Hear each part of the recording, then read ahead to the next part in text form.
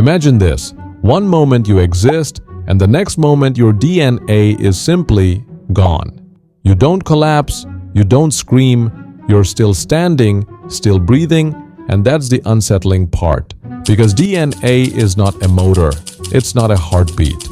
It's not something your body needs to check every second to stay alive. DNA is an instruction manual, and instructions are only read when something needs to change. So for the first minutes, maybe even hours, you would feel normal. In real biology, many cells can survive for a while even when their DNA is badly damaged. They just keep running on old settings. But the problem begins later. Your body is not static. It's a system of constant replacement. Blood cells, skin cells, immune cells, the lining of your organs. They are meant to be replaced continuously. Without DNA, new cells cannot be made. The old ones keep working, but there are no backups. In theory, this wouldn't feel like a sudden failure. It would feel like running out of margin. Nothing hurts, nothing snaps. You just become fragile. One of the first systems to fail would likely be the immune system. Many immune cells live only days, sometimes hours. They are designed to be disposable. Without DNA, no new immune cells can be produced.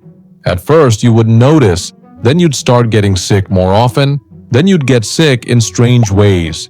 Bacteria that normally live quietly in your body would suddenly have no resistance. You wouldn't die from losing DNA.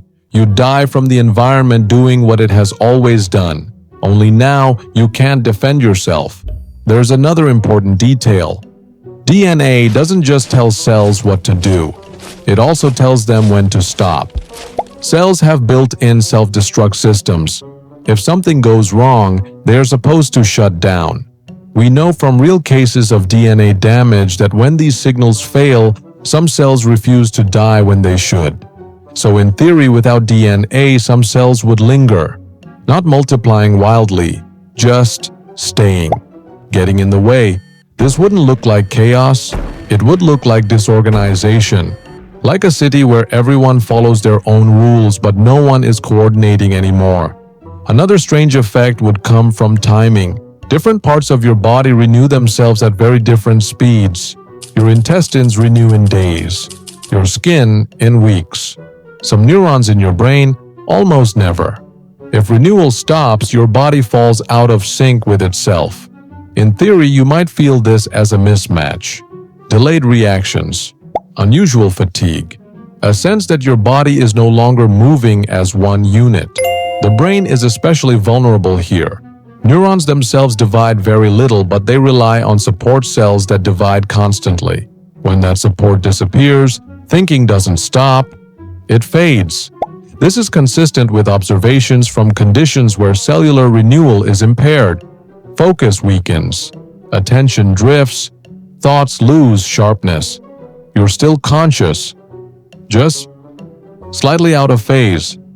The most dangerous part is the delay. Biology often works on reserves. Proteins already exist. Cells are still alive. Systems compensate. For a while, then several failures line up at once. The immune system collapses, tissues stop repairing, organs lose stability, and the decline accelerates. But now, the theory. What if DNA isn't just biology?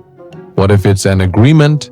A shared protocol that allows trillions of cells to behave as one organism. When DNA disappears, cells don't die immediately. They simply forget that they belong to something larger. Each continues on its own terms, and a whole cannot survive as a collection of individuals. Still, there is one strangely comforting thought. Without DNA, you are no longer recorded. No genetic archive, no biological signature, no predetermined script. On the other hand, there would be at least one silver lining. If DNA is a script, then without it, you're improvising.